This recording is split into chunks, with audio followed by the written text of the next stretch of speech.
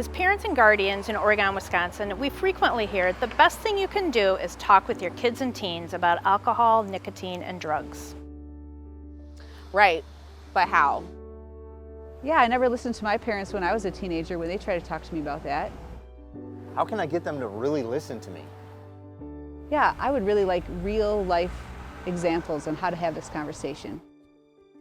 Right. I think we all need real world examples. I mean, because how do you get past the defensive attitudes when you bring up this conversation? First off, despite your misgivings, we know that you as parents and caregivers have a big influence on your children's decisions about using alcohol, nicotine, and drugs.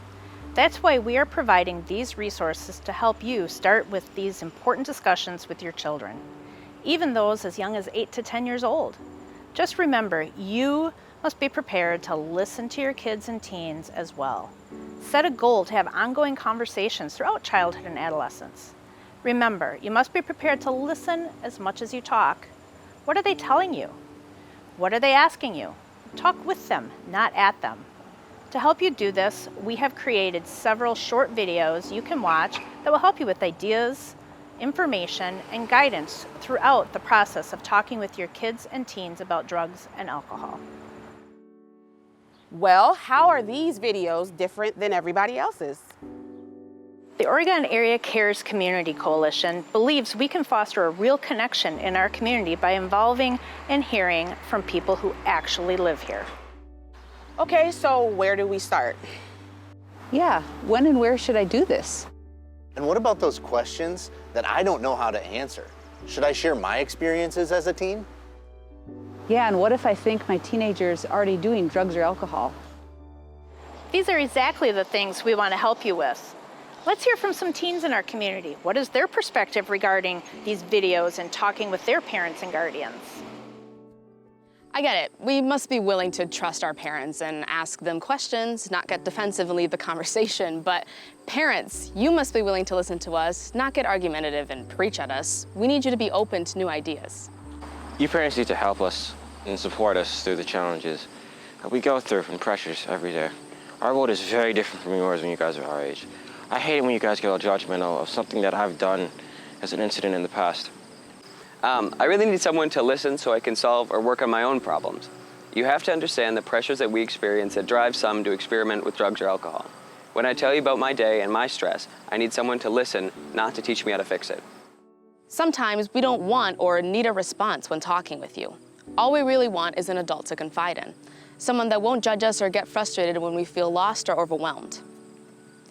I want to keep my friends. I might not want to drink or vape with them if they choose to do so, but I still want to have them as friends.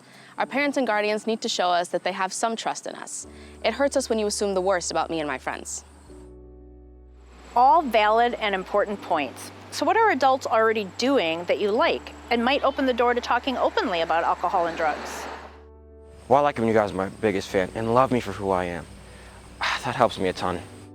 When you respect my privacy and my alone time, I always feel more connected to you when you do that.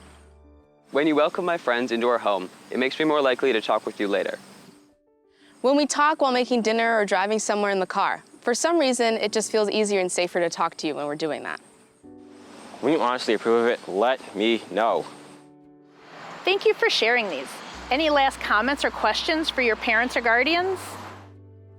Sometimes I want to be the person that tells my friends that they shouldn't vape or drink, but I don't know how to do that and still be accepted at school and still be their friend. How am I supposed to do that? What am I supposed to do if I'm out with my friends and someone brings out the alcohol or other stuff? I didn't know or expect this to happen. Now what do I do? These are exactly the things we want to talk with you about, finding a balance between hanging out with your friends, but still choosing not to use. Always remember, both people in this conversation bring their unique experiences, ideas, personalities, background, and knowledge. Sometimes people don't always connect well, but that doesn't mean they shouldn't try. You both have to be willing to try. Both must agree to set aside their positions and listen at least as much as they talk.